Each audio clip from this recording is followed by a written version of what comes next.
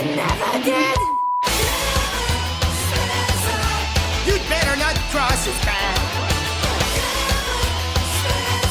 He's a chain smoker and alcoholic sociopath.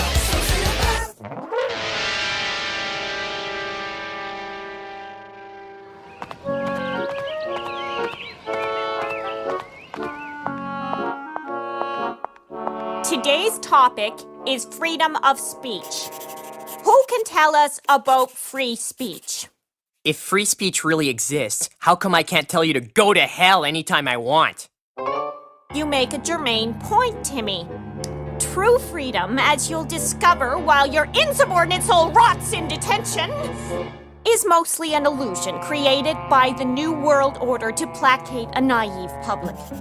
Now, we're gonna have a school assembly, so I want to see all of you lined up in alphabetical order in a nice straight line.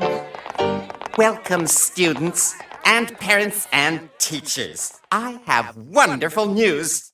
Because our school has canceled so many of our arts programs, we qualify for financial assistance as a trade school.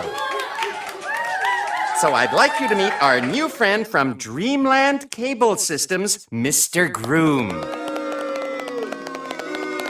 Students, as part of our program to ensure advertisers reach younger and younger children every day, we're giving your school internet access and donating a new multimedia lab. A computer room. It will be located in the library. The big room with all the books. Let's all go there now.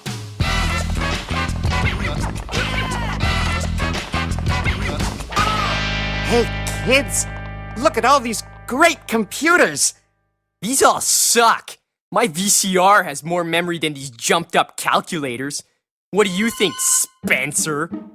What kind of computer have you got at home? I just stole this arcade game off a truck. See, if you get high score, it lets you write your name. See? Kevin thought computers were exciting. He wondered about what other fun things you could do with them.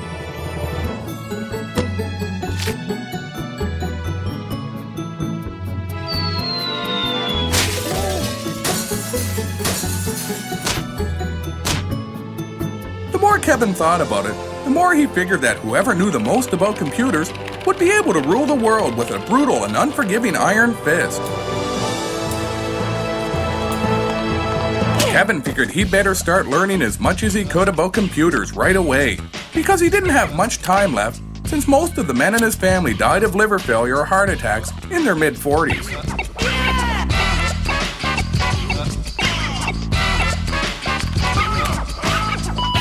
Sweet, baby. Sweet. You seem to really like that computer, Spencer. Well, don't get your hopes up. If you survive to adulthood, you're not going to be the next Bill Gates. Daryl Gates, maybe, but not Bill.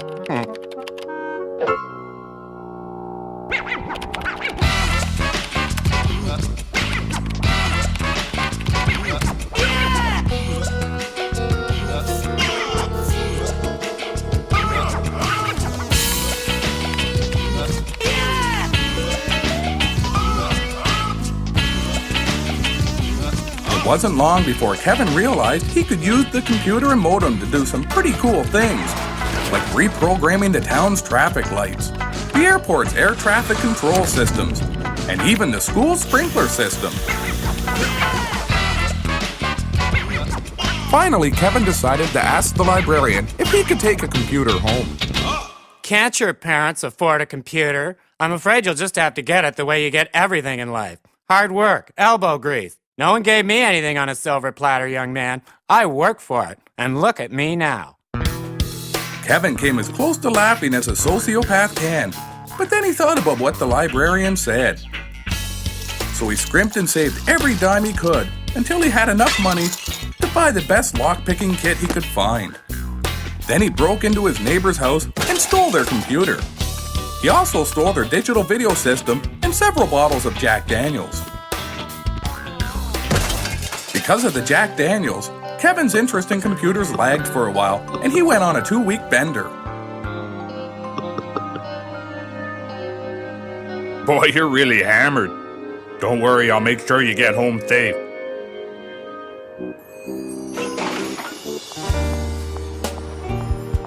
Whoa, I think that hooker's looking at me.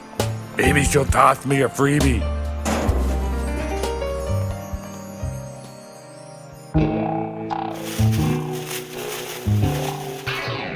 This is an XXD motherboard with 3 inputs and a 400 megahertz coprocessor.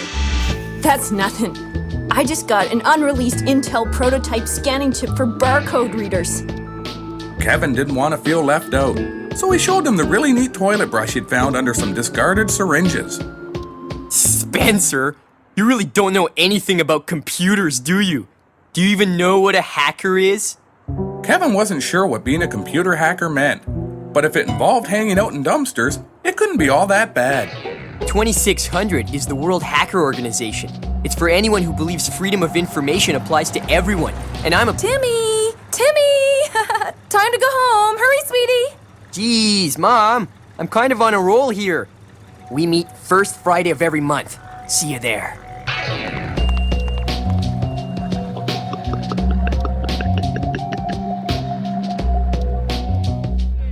Stolen credit card numbers. Get them while they're valid. Stolen card numbers. Cell phone scanners for sale. Stolen card numbers. Cell phone scanners for sale. Hi. You must be one of those computer hackers who meets here every month. I'm a complete stranger with no government affiliations. May I see your wallet, please? Spencer, huh? And is this your correct social insurance number?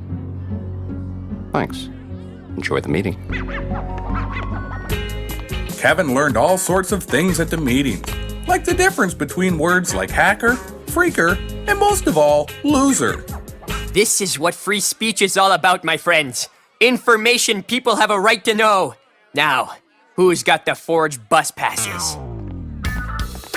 2600 isn't just about computers. Watch this. See? Just take the battery off this old Motorola cell phone, put this tin foil over these 2 leads, and voila! You can scan other calls. Hey, Percy, guess what? I just stole this guy's cell phone from his coat while he was having a leak at the tavern. I just heard a rumor that cell phones cause brain damage. My name? Archduke Francis Ferdinand. Can you believe the nerve of that cop? A $50 fine for using my cell phone while driving. I'm going to... Oh, my baby's home. How's about you give your mama a nice kissy? Hey, where the hell you going, you ungrateful little bastard? Hey, Ma, I got you a sandwich. Where'd you get it? Subway.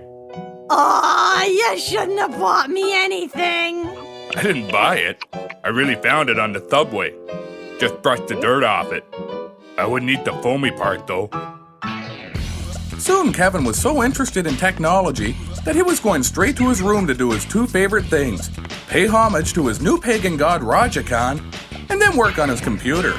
One of the first hacker experiments was to reroute all the 911 calls in town to his own house, just to piss the old man off. Yeah? You've been shot. Someone set fire to your house. Smoke another one, buddy.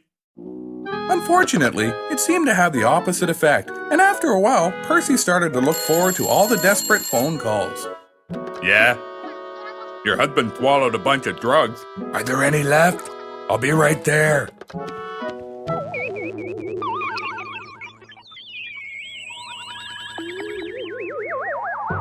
Sir, it looks like someone's rerouted all 911 telephone traffic in the area to one number.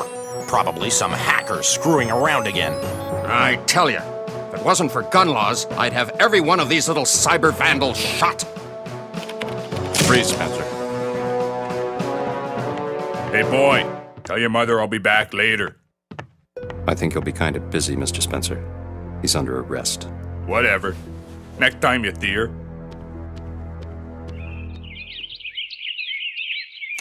Oh my god. Thank heavens you're here. What's a hot babe like you doing with an old fart like this? What? What are you talking about? Never mind. Where's the drugs? He took a handful of them a few minutes ago. He hasn't been the same since Jack Perkins stopped hosting biography. These are pretty good. You don't look like a paramedic. I ain't, but I can save them on account I overdosed on this stuff myself once. Bottle was the same color anyway. Thank God. Maybe after I save your husband, you and I can grab a pork breakfast at the diner. Just save him, please. Okay. We gotta make him puke. Need some milk and mustard. Percy gave the man the emetic, but he didn't throw up. Then he rolled the guy on his side and showed him what years of smoking and drinking did to his tongue. You saved him.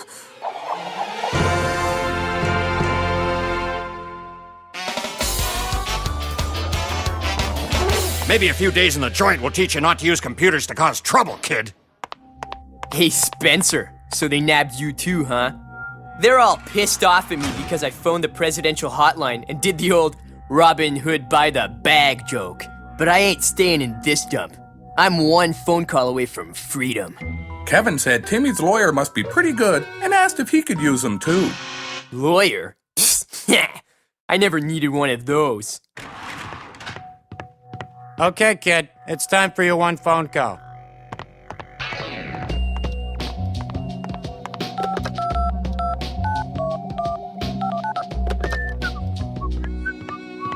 It seems we've made an administrative error, young man. You were supposed to be released days ago. No hard feelings? Try it, Spencer. It's easy. No prison in the world can hold me. I'm the king of the world. Kevin tried the same trick, but for some reason, he could only get the toilet to flush. What do you please think you're doing? Don't you understand? This Spencer boy is 1 in a million. He's a genius. Kevin, all this time, I thought you were a violent sociopath. I didn't realize you were an unchallenged genius. But now, I will give your mind the challenges it craves for. It's what my late wife would have wanted. Kevin told Dr. Goodwill that his late wife was probably a cruddy old skank. You have a point there. Farted in her sleep, too. Oh, the stink! Anyways, because of your supercomputer genius brain, I've arranged a number of job interviews for your bold new future. Here at the National Security Agency, we'll be challenging your potential with the finest computers in the world. You'll be working with algorithms, differential calculus, superstrings, chaos theory, and the electromagnetic warping effects of bureaucracy. So the question isn't why should you work for the NSA, Spencer? The question is why shouldn't you? Kevin thought for a moment, and then he told the prick to fuck off. Here at the Canadian National Security Agency, we deal with issues of critical importance, Like making sure the pencils are sharpened and the printer's always full of toner. Kevin thought this sounded like a much more laid-back job. And then he told the prick to fuck off. The phone company had told Percy that they wouldn't be able to fix the phone for a few days, so Percy was still getting wrong numbers from people with emergencies. Someone trying to break into your apartment? Just staring in the peephole at your front door? No problem. Just get a screwdriver and hold it up to the peephole. When you see the guy put his eye up to the hole... Oh, wait, I got another call on the other line. Yo, 911 here, make me laugh. Hey, Percy, it's Charlie. How's it feel being a big old hero? Pretty sweet. I haven't had to pay for a drink in 3 days. I'm famous. You should get yourself a costume like a real superhero. There's an idea. Oops, got a call on the other line. Yeah? Gotta go, Charlie. Apparently some kid's on fire somewhere. No way I'm missing this one. Kevin, I've arranged all those wonderful job interviews and you turned them all down. If you don't do something to prove you can use your computer skills for a productive purpose, I'm going to have to resign your custody back to the courts. Your school's annual science fair is coming up. If you do a project about computers, I might be able to keep you out of prison. Kevin tried to think about what kind of science project he could do. Ladies and gentlemen, this is definitely an exclusive product that we're offering to you for only the next 2 hours. The world's first computerized couch. Had one too many? Got a bad case of the bed spins? Now you have the only couch that spins in time with your bed spins. So it seems like you're lying perfectly still.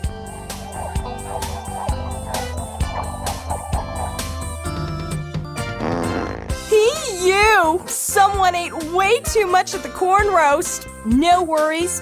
The couch has built-in filters that mask the smell and a computer timer that tells you when they need to be changed. Well, I can't stay here all day. Gotta get some smokes. Feel like going to the store for smokes? Well, what do you think I just said, you stupid prick? No need to get off the couch.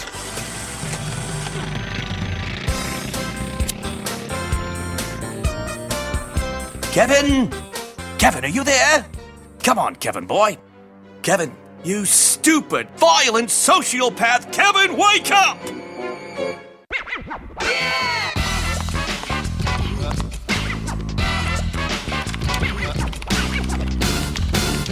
What are you looking at? Did you see anything? You better not. What do you want? Kevin said he needed an idea for the science fair. Idea, huh? Well, why don't you do a science project about how sick the internet has become? Every twisted mind in the world out there purging their perversions. They say that the net's supposed to make us free. Yeah, free to see the darkest side of human nature every day. Kevin thought about it for a while and thanked the librarian for the idea. Who's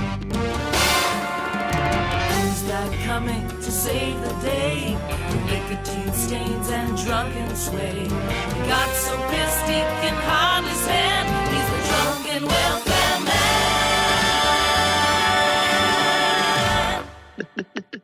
man. Percy was getting awfully caught up with the idea of being a hero. So much so that he even made himself a costume. What's that? An emergency. I'll be right there.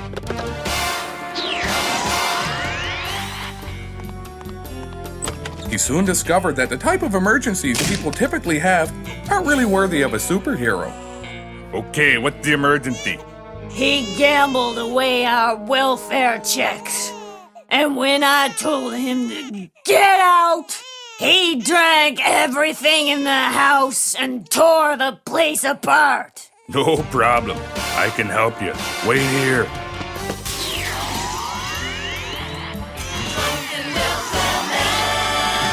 Here you go. I stole a bunch of new liquor from your neighbors to replace the stuff your boyfriend drank. I didn't want more liquor. I just wanted him put in jail.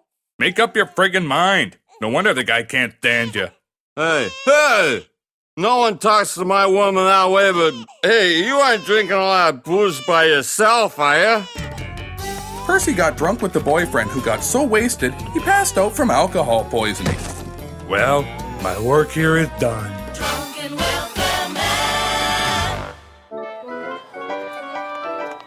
It was the day of the science fair, and Kevin was programming as fast as he could to be ready for the judging panel. The competition was pretty stiff. By hooking electrodes to this frog's brain, I can make parts of its body move. First, the leg. Then, the arm. And finally, the body. Oh, you're my baby, don't you worry, baby, baby, baby, baby, baby, doll. We can do it all alone. I'd like to dedicate this rocket launch to my brother, who's right now in hospital with first-degree burns, after helping me test the last one. I know first-degree burns don't sound as bad as third-degree burns, but hey, it still burns, right? It happened again! Someone get help! And what's your exhibit, young man? Yeah, Spencer. What'd you come up with? It was Kevin's turn to be judged. Kevin said that his entry was a new form of computer virus called the Spencer Morality Algorithm. The virus spread to every computer it could find and scanned its contents. If it found porno, racist material, terrorist plans, or any other illegal information, it would report back to Kevin's computer and make a list of the names of the people in the community who are breaking the law. That's amazing, Spencer. Let's see the results. No, not so fast there, Mr. Big Ass. There's certain civil rights that are being broken here. Nonsense, Spencer. Sure enough, the head librarian's name showed up on the list. That's your name, Everton. All right, so maybe I was planning to bomb some corporations. And why shouldn't I? They're playing us like a bunch of saps while they get rich. Come on, Everton. You just need a vacation. Oh my God! He's got a dowel rod! Everybody stand back! Stand back! Or you might get thwacked! That's right! I'll thwack every last goddamn one of you! Don't believe me? Oh! Ouch! Hey, that hurt, you bastard! All those years watching other people getting promoted over my head, it should have been me! But no! I wasn't Board of Education material! He's getting away! The librarian was about to make his getaway in a solar-powered car. But unfortunately, the vehicle was so low to the ground that the other cars had trouble seeing it. Someone called 911 and said there was another stupid kid on fire. You ran over the librarian? Really? Well, what the frig was he doing? I thought it was just another handicapped parking ramp. Don't be sorry. You're a hero, Mr. DWM. That's drunken welfare man to you.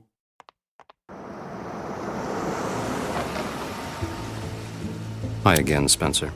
I'm that guy who never gave you his name, who's not affiliated with the government. Quite the little machine you've got there.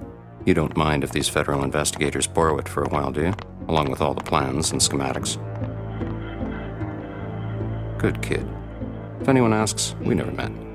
Bye. Even Kevin was surprised by how much interest his little computer program had generated, especially since he'd made the whole thing up anyways.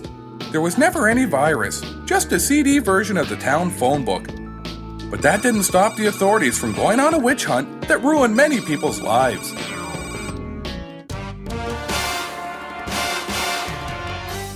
Stay out of my friggin' yard or I'll break your fucking leg.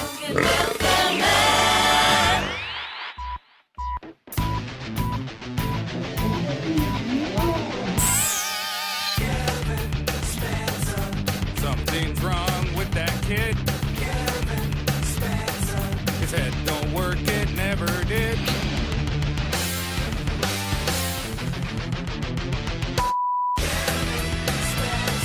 You better not cross his path. He's a chain-smoking alcoholic sociopath. Everybody stand back! Stand back! Or you might get thwacked!